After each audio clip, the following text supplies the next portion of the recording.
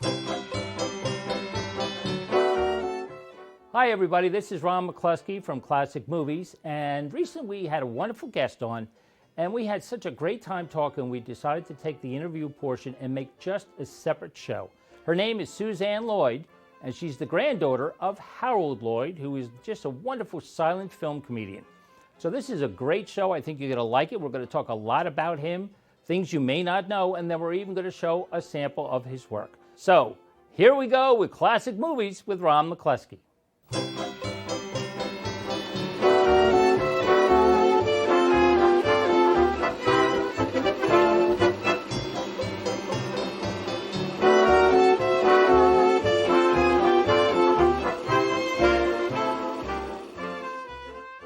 Hi, everybody. Welcome back to Classic Movies with Ron MacCloskey. This is a very, very rare show, so special. We are going to show one of the greats of the silent comedy era, Harold Lloyd. And what makes it so special is we have the granddaughter of Harold Lloyd, and she's here with us today, Suzanne Lloyd. Hello, Suzanne. Hey, Ron. It's a pleasure to be here today. Well, thank you so much. It's great to see you, and look how I love your hat and glasses. I wonder who that's reminiscent of. Well, I'm glad you started off that way because, I look back at what a lot of people consider the three silent great film comedians, which were Chaplin, Keaton, and Lloyd.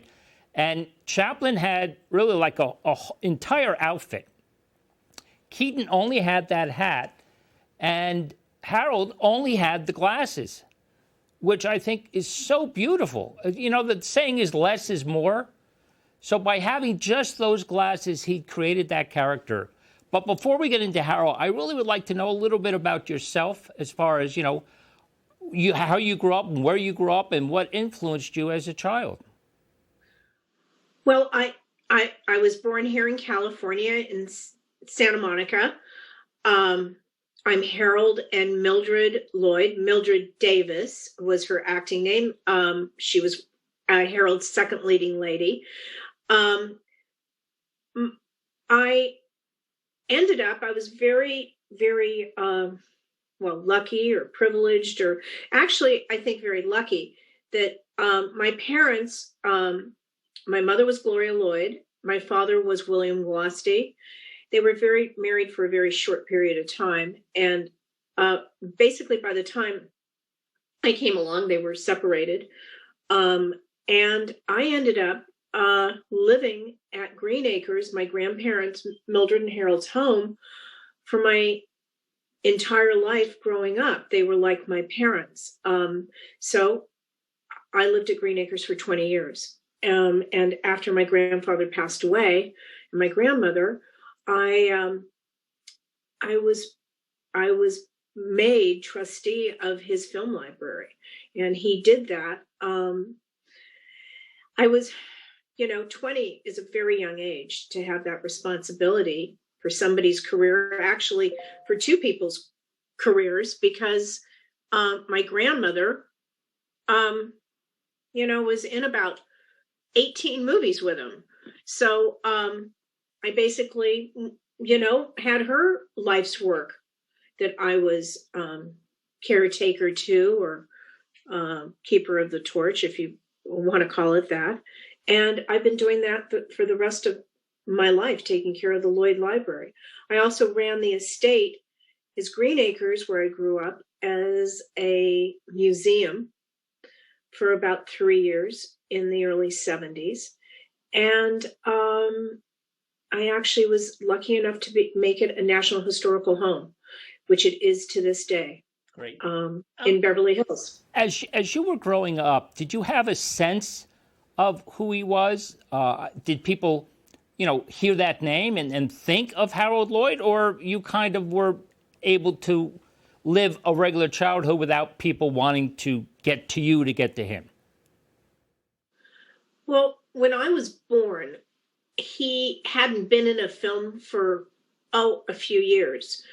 But even during his career growing, as you said in the beginning, he wore a pair of glasses. Well, Harold really didn't wear a pair of glasses in his personal life until he got, of course, older, like I am, and you need him to read or watch television or something. And that's when he picked up a pair of glasses and had to wear them, in his personal life. So when he was an actor, he had face makeup on, he wore his glasses and his hat, kind of looking as dapper as you are. And he would get away with walking through crowds and nobody would know who he was. Wow. Because he had a different persona on camera. If you don't mind, let's just go back a little bit from the beginning of his career, because in doing research, I found out he actually worked for Thomas Edison. He had his own film company. And then, of course, he also worked with Hal Roach. And him and Hal Roach became friends, right? I think being extras at Universal. And then Hal started his own studio, and Harold went with him. And they created a character called Lonesome Luke. They did. Lonesome Luke. And Lonesome Luke was a copy of kind of Chaplin. And instead of baggy clothes, he wore really tight clothes. He had a little hat. He had a split mustache. Everything was kind of squeezed in. And he had he was kind of a devilish kind of guy. And Harold never really liked that character. And then he went to Lonesome Luke. And Lonesome Luke was a young boy with kind of a floating necktie with regular clothes. And Harold kept pressing Hal. He kept saying, I want my character to be a little more real. And I don't want it to be a copy of like another character, of Chaplin's character, the tramp, in a reverse. I need my own persona. And at one point, Harold went to the movies and saw a character with a pair of round glasses. And he said, wait a minute, I think that's really going to work. And Roach fought him on the glasses. He said, no, I don't want to change Lonesome Luke. I don't want you to change the character. We picked up, Pathé's our distributor. We're doing really well. And he said, no, here's the thing. I'll make one glasses character film 1 week, and then I'll make Lonesome Luke the next. And we'll see who either gets more box office or picks it up or what they like.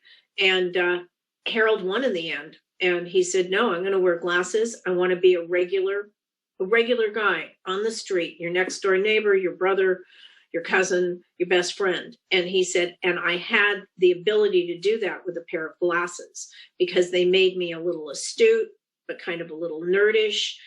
And it was a way to get in, because all those comics at that time, like from Ben Turpin to Snug Parlor to, Keaton with the hat and his vest and his kind of stone face persona, as he put out, and Chaplin with his the tramp suit and his cane. And Harold didn't want so much of that. He wanted it as, exactly as you said in the beginning of the program, a simpler, less is best. Right. And he actually used to say that. And he said, with gags, if you pull back a bit, less is best and let them go. Right. It was a real mantra of his that don't go too far. Right. Let's talk about the film we're going to show today, because you felt strongly about this film. And I agree with you. It's a wonderful film. It's called Girl Shy. And it really does show his character because to me, those glasses also represented the all-American, the young kid that wanted to strive, that wanted, to get ahead and be, important. And this film is about a guy who kind of isn't too good with girls, but then writes a book telling all of his exploits. And, of course, he falls in love. The Secrets of Making Love. Right. And it's just great. It's wonderful what he does. And, of course, the ending is classic. So Girl Shy, and this is, he's on his own by now, right? Girl Shy, he left Roach. Girl Shy, he left Roach. This is his first film at his film studio, Harold Lloyd Corporation. And it's still standing, the studio. It's General Service Studios now. It's at Las Palmas in Santa Monica. And it was his first film that he produced totally on his own. And the amazing thing is, I love Girl Shy. I mean, he has a new leading lady. It was not Mildred Davis, my grandmother. They just gotten married. Actually, when he made this and it came out in 1924, she was pregnant with my mother, and Gloria. But it's interesting to come to the times of today and looking at the inauguration yesterday and with President Biden, and how this film is based on a stutterer, and Harold has a stutter in this, and he has to overcome it to be able to get out of some of the things that he's gotten into and to save the girl in the end from marrying a man who was a bigamist and he was madly in love with. And yesterday, watching the inauguration and the little boy that President Biden has befriended and helped, who is a 13-year-old stutterer, that came on and spoke about his friendship with the president, which was so special. But he took this on, this film on, because at that point, I don't think there was a lot of help or research or things they could do if you had a stutter. And he used that character in this film. In later years, he was a little more sensitive. He said, I don't know if I would do that again. He said, because he always made me pang and feel bad for him when he couldn't get his words out. But now in today's light, there's been so much shown on the disability or the speech impediment of stuttering because of President Biden. And I think it's wonderful because that's wonderful. Lovely. So here we go with a portion of one of his great films, Girl Shot.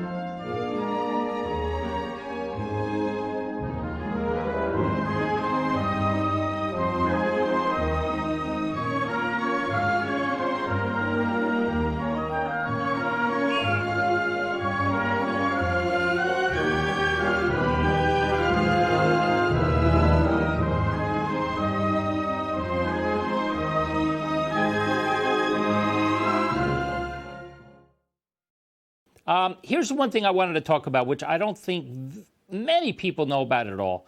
In August of 1919, he's doing a publicity shot for the film, and he's holding a bomb. And accidentally, what happens? Tell the story, because I think people would be fascinated to know what happened to Harold.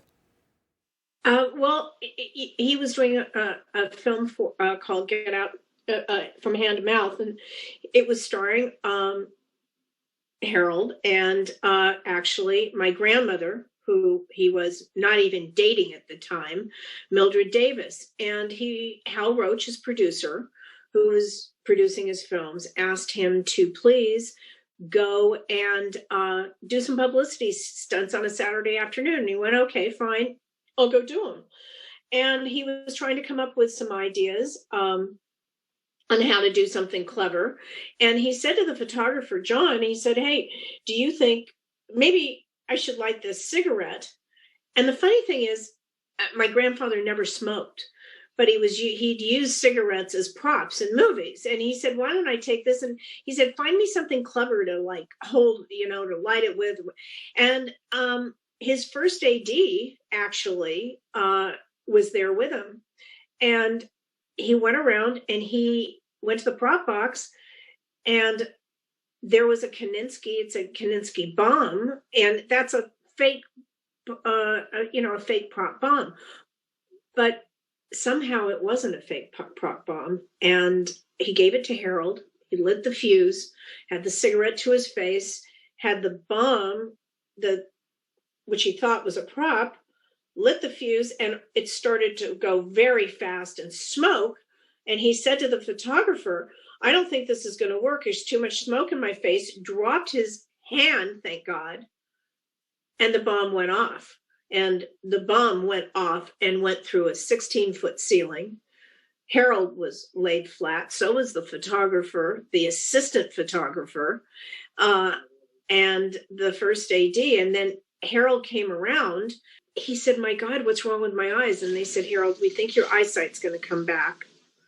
You've got some scars on your face. And remember, this is a leading man whose career he's doing two-reelers, and he's top of the box office. I mean, he's beating Chaplin because he's putting out a film a week. And he goes, well, you really think I'll get my eyesight back? Yes. And they said, well, you might have some scars on your face. And in 1919, they didn't have antibiotics or salves to, repair things like that, or plastic surgery, for heaven's sake, or fillers like you have today, nothing. And then they said to him, I'm sorry, but there was nothing we could do about your hand, and you've lost your thumb and first finger. So he said to Roach, okay, look, let me figure this out. Keep me on the screen for about 8 months, 6 months, 8 months. Give me time to recover. And maybe I can find a way, if my face heals and my sight comes back. Well, luckily, the sight in his left eye came back about 3 weeks later. And about 2.5 months later, sight came back to his right eye. And his eyes were not damaged. You could see little specks of some of the powder residual in his eye, little tiny, but it didn't ruin his eyesight. And it was remarkable. And so Roach said, listen, Samuel Goldwyn, his brother's a glove manufacturer, Gold, and he can see if we can fit you for a glove.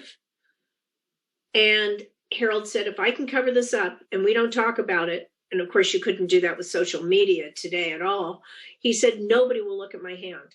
So he started wearing a glove, and there was this very thin lambskin glove, and they had a little spring in it. And then later on, and he pulled that off. Nobody noticed. Nobody looked at it. He learned how to use his left hand very well and kept playing with the left hand and holding the right hand back. But you just think he was a a lefty. You wouldn't think he really was a right-handed person. And then along his career, when he went to Paramount to start shooting, Wally Westmore, who was a very dear friend of his, found a prosthetic, and they were starting to work with sponge and light plastics and stuff, and they made prosthetic hand for him. Wow. And he was then able to do shots with his shirt off and use his hand and everything. Right. I mean, to see a film like Safety Last and to have him hang from that clock and to know he did it with like almost 1.5 hands, not That's 2 what hands. it was. It's remarkable. It really is, because that scene of him hanging from that clock has got to be one of the most iconic scenes of all time for silent film comedy. And to know that he was able to overcome that, I mean, in a way, and this is the way I look at it, Suzanne, in a way, in real life, he became his film character, where he overcame an obstacle. He overcame something that would have stopped anybody else. And they would have said, I can't do this anymore. But he did that. And again, it was almost like a secret, like a Hollywood secret that nobody knew until later on. So just remarkable. How about in private life with him by himself? Did he always have something on, or could you tell that something was wrong with his hand? No, he never wore a prosthetic, even when he went out in public or to a public event. No, he was very clever. He used to put his right hand in his pocket, and he would shake and say hello with his left. Right. Unless, Ron, he knew you and you knew him quite well, he would then extend his right hand. And it was not for his own personal embarrassment. It was that he felt he didn't want that person who would see it and come back and go, to embarrass them. Yeah. And he never covered it up. Right. Except he would just be when photo shoots, people, in anything like that, he'd slip his right hand in his suit pocket or his pocket of his, pants or whatever. And the other thing, remarkable, I lived with him, as I said, for 20 years. And up until the time, I guess it was about 6 or 7. And kids, don't pick up on a lot of things. And children take things for granted, whatever. I was sitting with him in his photo lab, and he was editing his 3D slides, which I don't know, but if you know that he was an incredible 3D photographer in his later years. He shot over 200,000 photographs. And I was sitting with him, and he was playing on the light board, and all of a sudden I focused onto his hand, and I went, oh my God, Dad, what happened to your hand? What happened to your fingers? Well, where's your hand? And he looked at me and he said, oh, honey, no, nothing happened. This happened to Dad years ago. And it's because it happened before he was married to my grandmother. He was always like that when he had the children. Nobody talked about it because everybody accepted it. Right. They just obviously forgot to tell me, and I was living there and I never asked. I just accepted it. And I got very upset about it. I ran to my grandmother and I was in floods of tears. And I said, oh my God, Dad's lost his hand. And she's going, oh my God, thinking, what's happened to him, down there in the photo studio. And he came running up and he went, oh, she just realized I'd lost I don't have half my right hand. Anyway, they sat me down. We only have a few minutes left, but I do want to talk about what you just brought up about his other career, this photography and what he did. To me, again, so unique, so different, so ahead of his time with what he did. Now, I know he published at least one book, but how many books were there? And again, it was not only the fact of the photography, but he also favored doing nudes, which I think is just fascinating. So were they all nude, or was a whole bunch of different things? Oh no, I published the books. I did the 3D the photography books and the book Harold Lloyd, Master Comedian, on his films. No, he shot all over the world, Ron, all over the world. He took his camera. I mean, extensively. The nudes were just totally, they were just a little, they were a part of it. Okay. And they were models and, you know, in different, yeah, they were models and young actresses. And it all, that started at the early stage of Playboy. They, you know, and they were done with a lot of, there were different photographers that got involved in shooting nudes. And he had a full, you know, he took photography of the nudes all over the country. I mean, inside in studios, outside in, you know, Monument Valley and Lake Tahoe in Vermont. I mean, just amazing photographs.